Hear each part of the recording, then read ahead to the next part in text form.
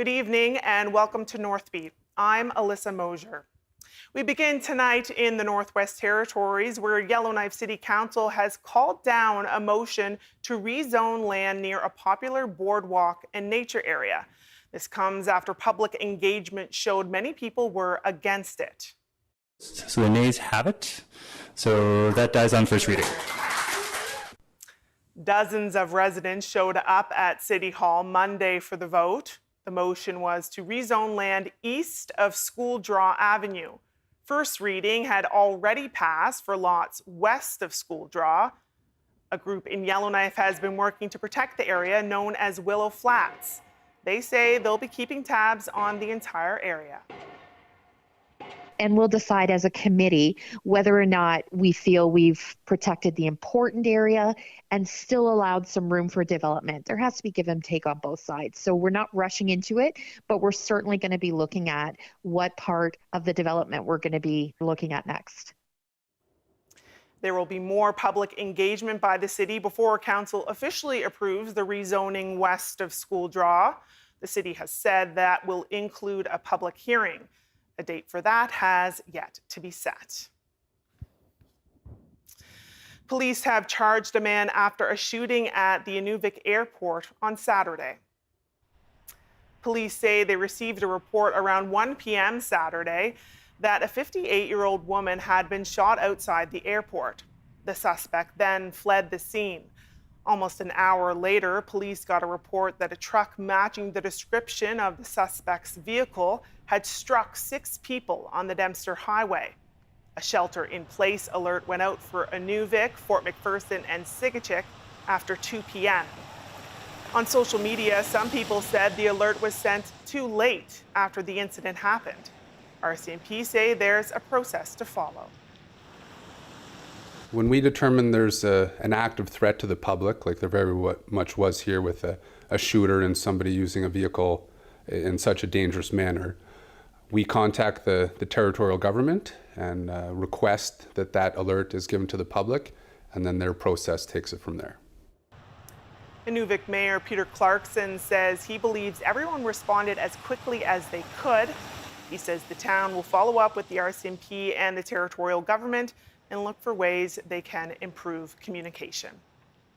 In the remote area we are, if you get outside of Inuvik very far, then you might lose communication, cell communication. So is there something to ensure that we're still satellite connected, whether it's by communications, Starlink or whatever the modem is, in order to keep that communications? I think that would probably be good. 21-year-old Maverick Elias of Tuktoyaktuk, Northwest Territories, is facing a list of charges related to the incident. They include attempted murder, aggravated assault, dangerous driving, and several weapons charges, including 6 counts of assault with a weapon. RCMP are asking people to come forward if they have video footage of the incident. They say all the victims are in stable condition, and Elias will be in court virtually on Wednesday to face his charges. The Ontario Inuit Cancer Program has a new series of videos aimed at increasing cancer awareness in Inuit Nunagat. The video series includes elders from across Ontario and speaks to both cancer recovery and prevention. The videos were shown to members of Ottawa's Inuit community last week. Liam Baker has more. Cancer screening, smoking cessation, and caregiving. Topics covered in 6 videos by the Ontario Inuit Cancer Program, all shown at an event for community members in Ottawa. Jemima Thomas is the program's manager. She says she hopes the videos will improve cultural sensitivity amongst healthcare workers in caring for Ontario's Inuit community. Just the healthcare providers need to understand the Inuit culture and integrate that into their care. Shared decision making, not just, oh hey, you have cancer and that's about it, and let them deal with it. Kind of do a shared decision, involve the people. Thomas says she hopes the next step is to release the videos to the public. The Ontario Inuit Cancer Program first presented the project to community elders last October. Adrian Van Eindhoven was one of the community members interviewed as part of the project, focusing on the importance of healthy, active living. Well, my mom passed away from cancer in 2019, and I felt it important to pass a message to help people with cancer and do as much as we can for them. The event took place at the Tunga Suvanya Inuit building in Ottawa. The videos included Inuit community members from the city, as well as Toronto, sharing stories of cancer recovery and wellness through personal experiences and cultural perspectives. Liam Baker, CBC News, Ottawa. Students in Pangertung, Nunavut got the chance to learn how to fly drones. It's part of a program meant to explore career opportunities. Mahnur Mubarak has more.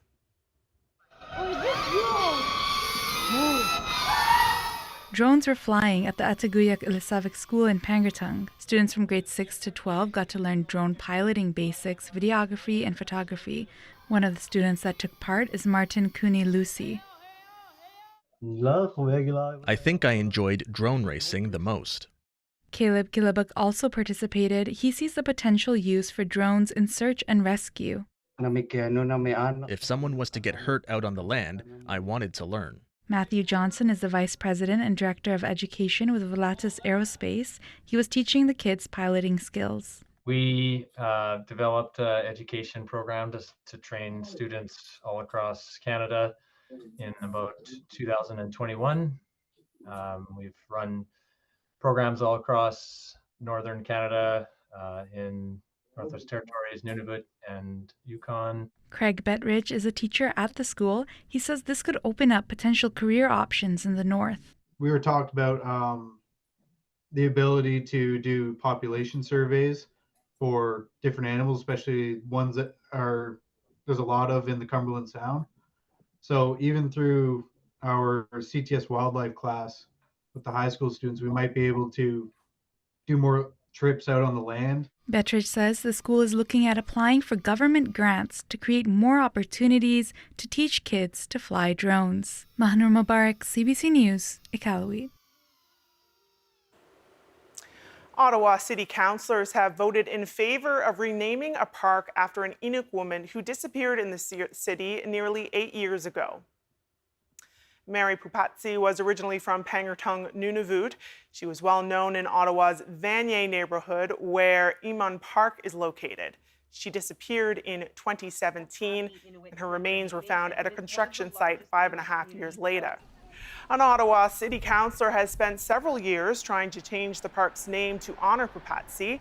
She says if the name changes, the sign at the park should be in English and Inuktitut. I need to engage with some translators to make sure, because I don't know if you noticed, it was actually a spelling error on the Annie Purivuk one, and I don't want to ever repeat that again. Though the process has been slow, Plant says supporters remain enthusiastic about the idea. A residential school site in southern Ontario has reopened to the public for the first time in years. The Mohawk Institute closed in the 70s after thousands of children were forced to attend. Lisa Shing reports on how its new purpose serves as a testimonial to the experiences they endured. The stories of survivors now immortalized in this space. It was not a school, it was not an educational institution. Doug George, taken from his family in the 60s at the age of 11. He remembers never having enough to eat, witnessing sexual abuse, being beaten. All kinds of horrors at the Mohawk Institute, the longest-running residential school in Canada. There was a deep sense of apprehension and fear because if you didn't obey the rules, and corporal punishment was swift and it was brutal. His story and those of 15,000 other children forced through its doors over 140 years are now preserved here. In disrepair, the building closed 6 years ago, walls laden with lead paint and asbestos. Where you are today was our dining room. After a $26 million renovation, it's opening for the first time as a museum, part of the Woodland Cultural Center. We can say what happened to us. This is our truth. This building will tell you the truth. It makes you realize how real and authentic that experience was when you're in the physical space where those atrocities happened. And never be referred to as Indians again. The exhibits include films and original furniture like this table showing children's scribbles underneath. These bricks, survivors and family members' names inscribed.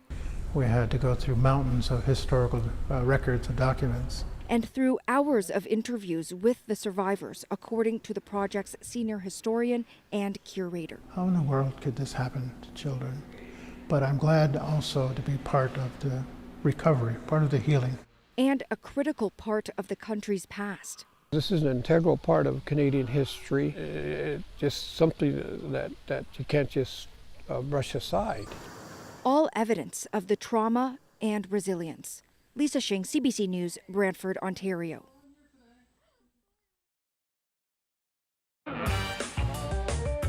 The future is everything. Stories of incredible ingenuity, dedication, and some extraordinary teamwork.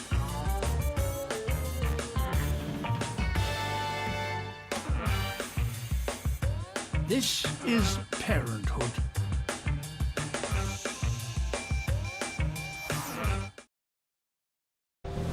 Take a voyage with me to the vast, remote, most extreme place on Earth. For many, this will be a once-in-a-lifetime experience. Where the effects of climate change are intensifying. The poles are a very rapidly changing place. And geopolitical cracks threaten peace and stability. Do you think there's a security concern? I definitely do. Experience the historic all-Canadian mission. CBC in Antarctica. Watch free on CBC Gem. Want to get the most out of CBC News? Use the app or cbcnews.ca for live breaking news on the stories that matter to you. Whether it's local, national, or around the world, turn to CBC News. It makes sense that they get a larger share, or does it? Welcome to the Greenbelt. All of this, just single detached homes. Yes. What do we know? I think we can explain. About that with Andrew Chang. Although the NBA currently is flooded with Canadian players, this was not a reality. A new immigration law. This story, it's directly tied to all those families who made a brave choice to come to this country. My favorite word. Tariff. How seriously are you taking this threat? It's the uncertainty that's the biggest issue. Canada, we got you.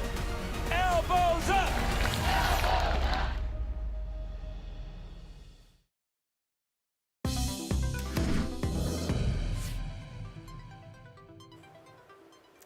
Yukon's only francophone newspaper has won multiple awards at this year's Prix d'Excellence de la Presse francophone. The ceremony recognizes the talent, rigor, and creativity of French language journalists and media across the country. L'Aurore Boreale has been around for 42 years. It's one of the last printed papers in the territory. The paper has only 4 permanent staff. Its director says the community plays a big role in its success. I feel very proud of the L'Aurore Boreale team, but also all the community that evolves around that newspaper, which means dozens of people that are volunteering or helping somehow, somewhere in the production. This year, the paper won multiple awards, including Newspaper of the Year, a first for the publication. Well, when it comes to buying anything, there's that old-fashioned saying, buyer beware. Some ads on Facebook from what appears to be independent retail stores that are closing have ended up tricking many people. And as the CBC's Sana Choi reports, she was one of them. So there's something that I am embarrassed to admit. I got duped when I bought these clothes online. And I'm not the only one. It's happened to countless others. One day, this ad popped up on my Facebook feed, a store closing sale. I clicked on the Laurel Toronto link and ordered 3 outfits for $200, marked down significantly. A package arrived a few weeks later. Inside, the items made with cheap materials and no labels. The fit and fabric, not what it looked like online. I couldn't find any proof that Laurel Toronto was a real store. Then I found more posts warning people not to buy from that website. And I discovered other ads and websites targeting Facebook users' feeds. often with a sad story announcing the store is closing. Soon after, I connected with a business owner who had also unraveled the seams of what was happening to customers. Julie Skirving owns Logan and Finley, a small independent store in Toronto specializing in sustainable clothing. She knew something wasn't right when she started to get angry calls, over 540 of them. What I experienced was a lot of people calling, a lot of people stopping by, a lot of people emailing. It became a headache for Skirving to deal with something that really had nothing to do with her, but she did have sympathy. The Canadian Anti-Fraud Centre says these sites are extremely concerning. Fraudsters know that we're spending a lot of time on social media. Any time where your information didn't go to where you were expecting that it would, always good to give your credit card company a call at that point. Here's what happened when I contacted Laurel Toronto about a return. They asked for a video explanation of what was wrong, then offered a 10% refund to keep the items, or to return their items to an international warehouse, pay $15 per item, $20 minimum shipping, and any customs fees. And now when you go to the website, you get this. It's buyer beware. And I think in the world that we're living in, with everything being, in one of these, we have a whole world at our fingertips. But I think it's our responsibility as consumers to maybe just do like a little bit more due diligence. Sana Choi, CBC News, Ottawa. Canada's major banks, along with other groups, have united to fight scams. But as the CBC's Sophia Harris reports, some critics say the coalition fails to address a big part of the problem. A new anti-scam coalition, including police, major telcos, and the big banks, is pledging to fight financial fraud. The coalition's first plan of attack? Teaching people how to avoid getting scammed. The campaign, like itself, is kind of insulting to me. Bank scam victims like Jessica Fraser feel the coalition's efforts fall short because it doesn't address refunds for the victims. They make it look like the banks are standing up for the customers, but my experience, the reality is very different. In June, Fraser got a call from a man claiming to be with TD Bank's fraud department. The scammer told Fraser her bank account had been compromised. I just remember feeling really panicked. He got Fraser to transfer her money, $10,000, out of her account, assuring her it would be safeguarded. But Fraser soon discovered that $10,000 was gone. TD Bank refused to reimburse her. They should have some kind of accountability. They're supposed to be the gatekeepers of my money, and I trusted them to safeguard me. And instead, I'm left carrying the burden. In an email to CBC News, TD Bank said Fraser's case was assessed objectively and in accordance with our policies and procedures. CBC News has reported several recent stories where bank scam victims were denied refunds. Really, banks are having a lot of trouble with customers making a big stink. The chair of the Anti-Scam Coalition, also a bank industry rep, said the coalition will coordinate efforts to stop scammers before they can target Canadians. But this cybersecurity expert argues scam victims also need help. I think refunds for customers should be front and center. In Canada, there are no legislative requirements for banks to reimburse customers for fraudulent bank account transactions. Ottawa has proposed stronger protections, but no word yet on when or if Canadians could see change. Sophia Harris, CBC News, Toronto. The next phase of the federal government's buyback program of assault-style firearms will begin with a pilot project in Nova Scotia. The government says it will be voluntary and will offer owners fair compensation for their outlawed guns. Kate McKenna has the details.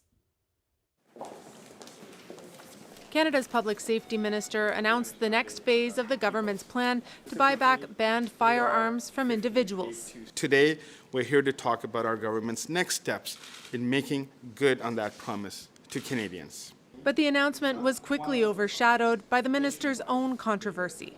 Will the Prime Minister do the only thing that will secure our country and fire this incompetent minister? Those calls after Public Safety Minister Gary Anandasangiri was caught on tape speaking to a gun owner, appearing to undercut his own government's gun control policies. Don't ask me to explain the logic to you on this, okay?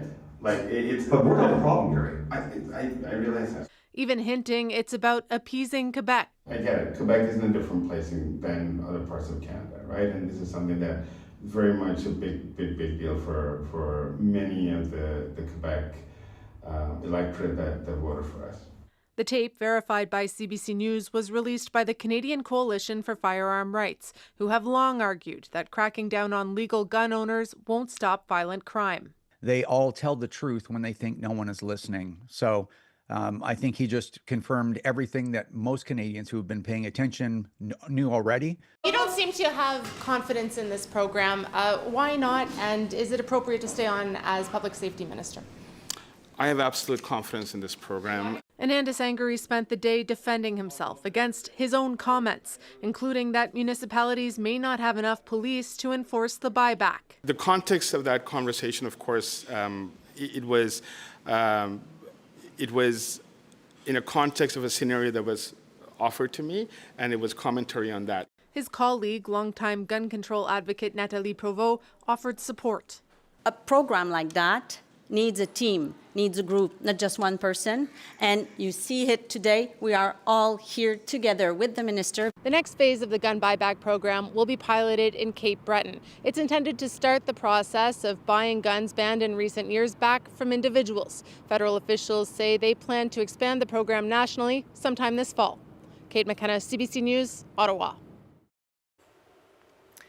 A Whitehorse-born graphic designer has created a deck of playing cards. The cards teach players over 100 words in the Indigenous Beaver language. The Prophet River First Nation in Northeast BC paid for the creation of the playing cards and a coloring book. The CBC's Gordon Lovren met up with some of the team behind the creations. It's a sound that many have heard in hunting camps for years. A deck of playing cards used to play a game of crib after a long day harvesting winter meat. But this deck of cards also serves a different purpose. Okay, maybe I will. I'm going to try trout. Saba, trout. And then klugela, suckerfish. Ben Barrett Forrest designed the cards and coloring book alongside members of the Prophet River First Nation. Cheyenne Kaiser-Canant is one of the members who helped with finding the words and design of the cards. Atana. And T, mosquito, T. I think that's what mosquito, the name from, was because that's how it sounds. Totally, yeah. Yeah, it's amazing. But that was really fun to make. Okay. I think that's how it's called. So the coloring book has lots of blank and empty space in it, so you can fill in whatever details you'd like. And so this piece of the bear, or sus, was created by an amazing artist named Shanna Hatfield. The coloring book and cards were created over the past 9 months. 250 decks of cards were created, and they've all been distributed to members of the community. Gordon Lovren, CBC News, Whitehorse.